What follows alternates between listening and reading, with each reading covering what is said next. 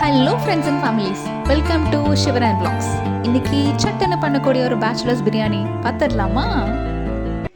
தேங்காய் எண்ணெய், கழுவி ஊற வச்ச சீரக சம்பா அரிசி, paneer mushroom, ginger garlic paste, biryani masala, கொத்தமல்லி இலைகள், காஷ்மீரி ரெட் சில்லி பவுடர், புதினா இலைகள், தக்காளி, தயிர், மல்லித்தூள், வெங்காயம், பச்சை மிளகா.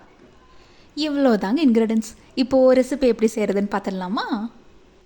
பேருக்கு ஏற்ற மாதிரியே சட்டுன்னு செஞ்சு முடிக்கக்கூடிய ஒரு பேச்சுலர்ஸ் பிரியாணி தாங்க இது. நம்ம இன்றைக்கி ப்ரெஷர் குக்கரில் செய்ய போகிறோம். தேவையான அளவு தேங்காய் எண்ணெயை ஆட் பண்ணிக்கலாம். இப்போது எண்ணெய் நல்லா சூடானதுக்கப்புறம் முதல்ல நம்ம வெங்காயமும் பச்சை மிளகாவும் எடுத்து வச்சுருக்கோம்ல, அதை ஆட் பண்ணிக்கலாம். நம்ம சேர்த்துருக்கிற அந்த வெங்காயத்தை நல்லா வதக்கி விடணும்.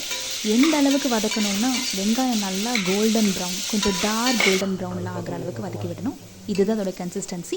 பாருங்கள், இந்த ப்ரௌன் கலர் இந்த மாதிரி டார்க் கோல்டன் ப்ரௌனில் வதங்கியிருக்கணும். இதுதான் பர்ஃபெக்ட் கன்சிஸ்டன்சி. இப்போது புதினாவையும் கொத்தமல்லியையும் ஆட் பண்ணிக்கலாம்.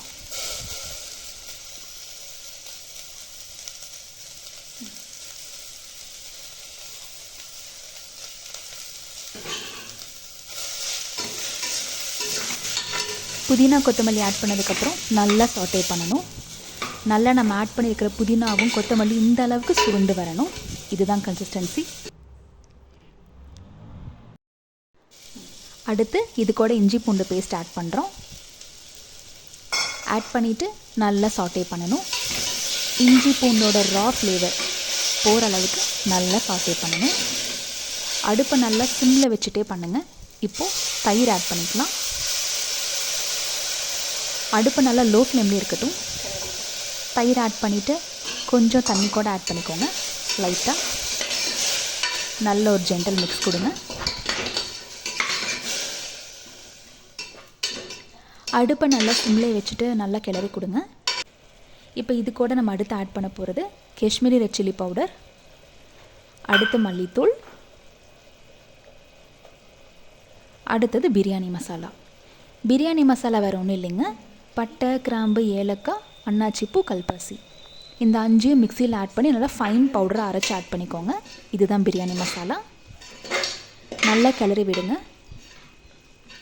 அந்த மசாலாஸ்லாம் நம்ம ஆட் பண்ணியிருக்கிற வெங்காயம், பச்சை மிளகா, புதினா இது கூட நல்லா ஜென்டலாக மிக்ஸ் ஆகி கொலாஜாய் வரணும். இதெல்லாம் ஒன்று சேர்ந்து வதங்கி வரும்போது தக்காளி ஆட் பண்ணுறோம். தக்காளி ஆட் பண்ணி நல்லா சுருண்டு வதங்கி வர மாதிரி நல்லா கிளறி விடுங்க. ஒரு தொக்கு கன்சிஸ்டன்சிக்கு உங்களுக்கு வரணும். நல்லா அடுப்பை மிதமான தீயில வச்சு நல்லா கிளறி விடுங்க. எந்த அளவுக்கு இதெல்லாம் வதங்கி சுருண்டு வருதோ அந்த அளவுக்கு பிரியாணி ரொம்ப டேஸ்ட்டாக இருக்குங்க. இந்த ஸ்டேஜில் தேவையான அளவு உப்பு ஆட் பண்ணி நல்லா கிளறி விடுங்க. இதுதாங்க பர்ஃபெக்டான கன்சிஸ்டன்சி. பாருங்கள், நம்ம ஆட் பண்ணியிருக்கிற தேங்காய் எண்ணெய் நல்லா மேலே பிரிஞ்சு வரணும். இதுதான் கரெக்டான பக்குவம். இப்போது இந்த கன்சிஸ்டன்சி வந்ததுக்கப்புறம் நம்ம எடுத்து வச்சுருக்கிற மஷ்ரூம் அண்ட் பன்னீரை ஆட் பண்ணுறோம். மஷ்ரூம் அண்ட் பன்னீரை நல்லா மீடியம் சைஸ்லேயே கட் பண்ணிக்கோங்க. ரொம்ப சின்னதாகவும் வேணாம், ரொம்ப பெருசாகவும் வேணாம். அப்போ தான் சாப்பிட்றதுக்கும் நல்லாயிருக்கும். பன்னீர் அண்ட் மஷ்ரூம்ஸ் ஆட் பண்ணிவிட்டு கொஞ்சம் பார்த்து கேர்ஃபுல்லாக தாங்க கிளறணும்.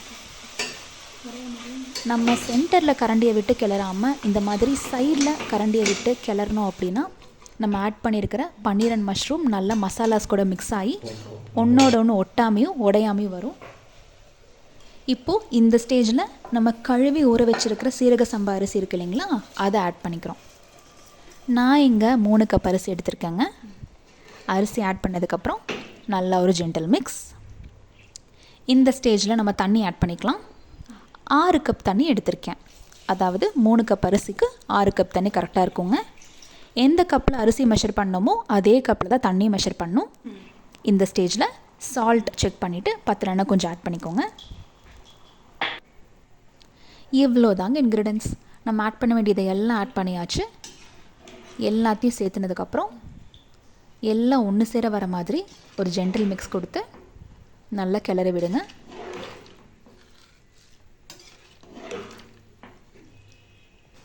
இந்த ஸ்டேஜில் ஒரு கொதி வந்ததுக்கப்புறம் ப்ரெஷர் குக் பண்ணி சூடான பிரியாணி சர்வ் பண்ணுங்கள். அடுத்து நம்ம பார்க்க போகிறது இதோட சைட் டிஷ், ஸ்பைசியான பன்னீர் மஷ்ரூம் செமி கிரேவி. கருவேப்பிலை சிக்கன் மசாலா, தண்ணி, சால்ட், குக்கிங் ஆயில், பன்னீர் மஷ்ரூம், இவ்வளோ தாங்க இன்க்ரீடியன்ஸ். இப்போது ஒரு கடாய் அடுப்பில் வச்சுட்டு தேவையான அளவு குக்கிங் ஆயில் சேர்த்திக்கோங்க.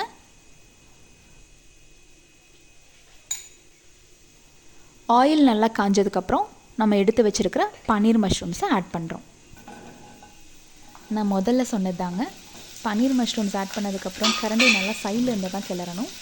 அப்போ தான் நம்ம சேர்த்துருக்கிற பன்னீரும் மஷ்ரூமும் நல்லா உடையாமல் வருங்க. இப்போது பன்னீர் அண்ட் மஷ்ரூம்ஸ் நல்லா சுருண்டு வந்துருச்சு. இந்த ஸ்டேஜில் வேணும்னா கீ ஆட் பண்ணிக்கலாங்க. கீ ஆப்ஷனல் தான், வேணும்னா மட்டும் ஆட் பண்ணிக்கலாம். ஆட் பண்ணிங்கன்னா நல்லா ஃப்ளேவர் கொடுக்கும். நல்லா மிக்ஸ் பண்ணிவிட்டு கருவேப்பிலை சிக்கன் மசாலா ஆட் பண்ணிக்கலாம்.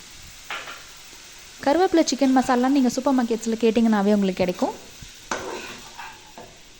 இது ஆட் பண்ணிட்டீங்கன்னா நீங்கள் தனியாக காரத்துக்குன்னு எதுவும் ஆட் பண்ண வேணாம். இதுலேயே எல்லா விதமான ஃப்ளேவர்ஸும் இருக்கும். இந்த ஸ்டேஜில் கொஞ்சம் தண்ணி ஆட் பண்ணிக்கோங்க. உங்களுக்கு ட்ரையாக வேணும்னா ட்ரையாகவே பண்ணிக்கோங்க. செமி ட்ரையாக வேணும்னா கொஞ்சம் தண்ணி ஆட் பண்ணிக்கோங்க. நல்லா கிளறினதுக்கப்புறம் இந்த ஸ்டேஜில் கொஞ்சம் சால்ட்,